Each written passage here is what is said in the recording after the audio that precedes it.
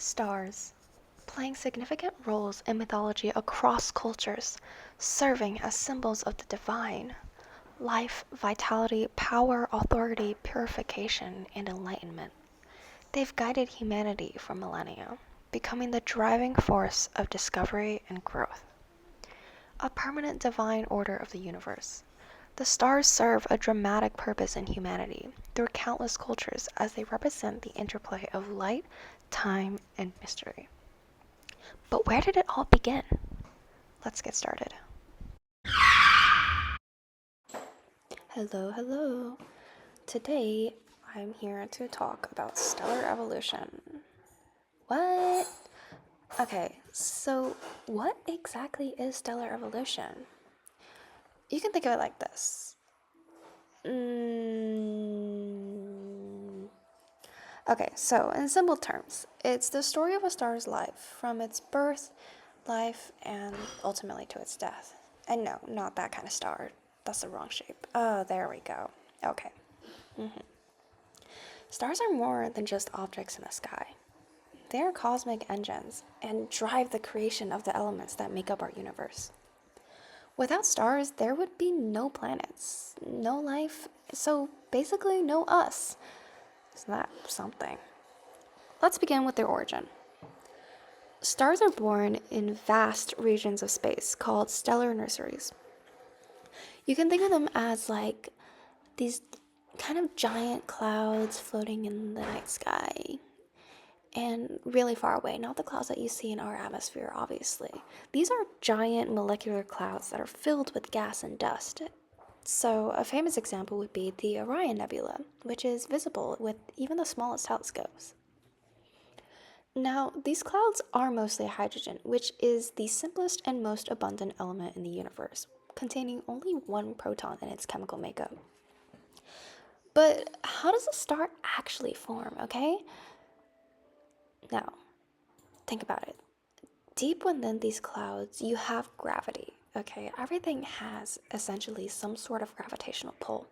Now, in these clouds, gravity takes over and small regions will begin to collapse and form these dense clumps, which we call protostars. Yay! As gravity pulls more material in, the protostars will grow hotter and denser. And now this process can take millions of years. So, to be honest, don't even think about trying to catch one in motion because unless you're like immortal, I really don't think you'll be able to see it happen.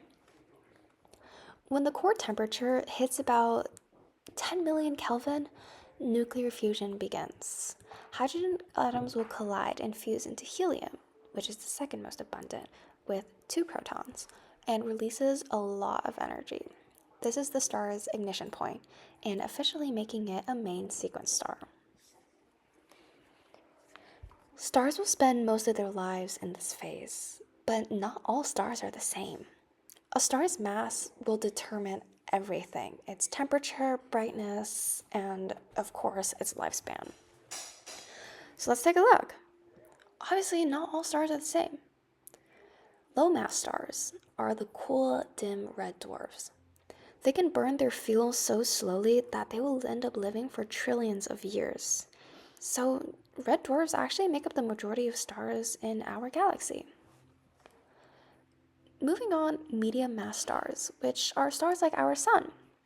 These guys will shine for about 10 billion years and give life to planets such as our beloved Earth. But what about those really heavy ones, okay? Low, medium, what about the high mass ones? These are the blazing blue giants. Now, emphasis on blazing, okay? From birth to death, these guys are always flamboyant. They burn their fuel quickly and passionately, living only a few million years, which sounds like a lot, but trust me, compared to other stars, their short lives end spectacularly. You'll see later. This balance of forces, with the gravity pulling inward and the fusion pushing outward, is called hydrostatic equilibrium. This is what keeps stars stable for most of their lives. Now, what happens when the hydrogen fuel runs out? So, a star's core, okay, now keep the core in mind because this is very important. A star's core will contract and its outer layers eject outwards, creating what's called a red giant. So let's take our sun for instance. She's kind of chill right now, but one day she'll become a red giant too. And when it does, its outer layers will engulf the inner planets, including Earth. But don't worry about that. That's about like 5 billion years away. So we'll cross that bridge when we get to it. Okay, that's like something for future me to worry about. For stars like the sun, helium fusion begins in the core. Helium atoms fuse into heavier elements like carbon and oxygen, etc. Meanwhile, its outer layers will begin to drift away, which forms the beautiful, stunning planetary nebula.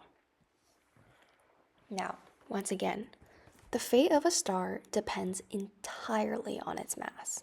Not entirely, but a huge part of it is based off of its mass. Let's go back. Low mass stars. These red dwarfs will simply fade away. They become these cool, dense white dwarfs. These remnants of stars are so dense that even a teaspoon of their material would weigh about as much as multiple elephants on Earth. Jeez. Medium mass stars, on the other hand, after they form their planetary nebula, their cores still remain there. What do? Well, they stay as white dwarfs. And over these billions of years, they will cool and dim and eventually become black dwarfs, which you can think of them as like dead stars, kind of like their corpses. And once again, the high mass stars, the real fireworks. Once these guys reach the end of their lives, they explode in a supernova. And this releases enormous amounts of energy.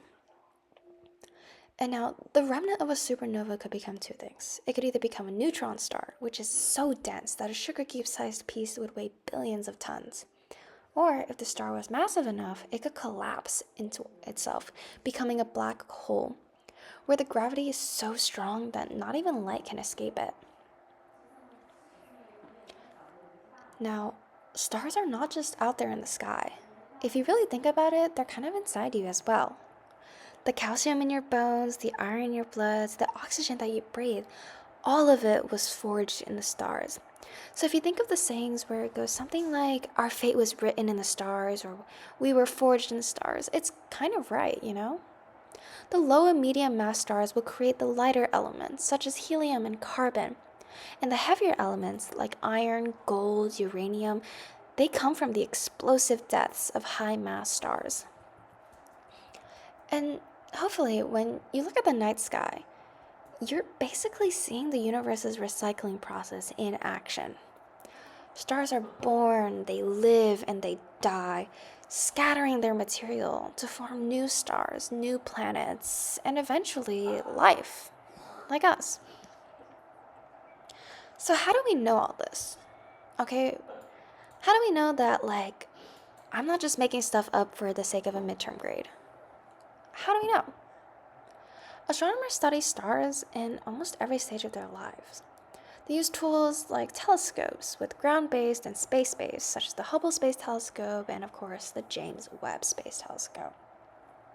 They also use things like spectroscopy, which breaks down starlight into its chemical components, and this tells us what stars are made of and their internal temperatures. And also through capturing the supernova explosions in real time, we can learn about the death of massive stars. Now, stars are not just lights in the sky. They're cosmic engines, creators of elements and stories tellers of the universe. So the next time you gaze at the stars, remember, you're looking at the history of the cosmos and the very building blocks of life itself. I hope that gives you some food for thought.